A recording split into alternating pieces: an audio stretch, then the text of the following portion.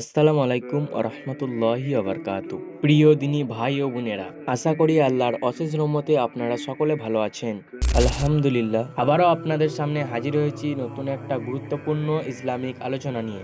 ভিডিওটি শুরু থেকে শেষ পর্যন্ত মনোযোগ দিয়ে শুনবেন, কারণ আজকের এই আলোচনা আপনার আমার জীবনের জন্য খুবই উপকার হতে পারে ইনশাআল্লাহ। তাই ভিডিওটা স্কিপ না করে শেষ পর্যন্ত দেখুন, আর ভালো লাগলে অবশ্যই অন্যদের মাঝে ছড়িয়ে দিন, যাতে তারাও উপকৃত হতে পারে।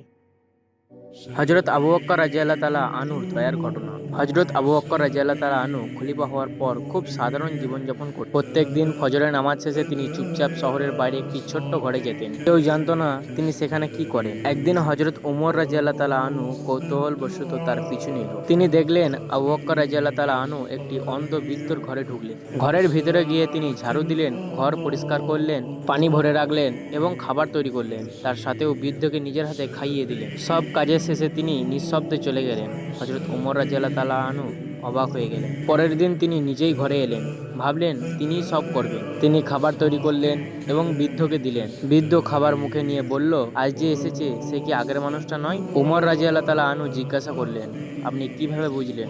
আপনি তো দেখতে পান না। বৃদ্ধ বললেন, আগের মানুষটি খেজুরের বীজ বার করে নরম করে দিতেন, যাতে আমার খেতে কষ্ট না হয়। আজ সেটা করা হয়নি। একথা শুনে হযরত ওমর রাদিয়াল্লাহু তাআলা আনহুর চোখে পানি চলে এলো। তিনি বললেন, আবু বকর, আপনি আমাদের জন্য এমন মনদণ্ড রেখে গেছেন যা ছোঁয়া কঠিন। ভালো কাজ এমনভাবে করা উচিত যেন মানুষ জানুক আর না জানুক, আল্লাহ জানে। গোপনে করা দয়া আল্লাহর কাছে সবচেয়ে প্রিয়।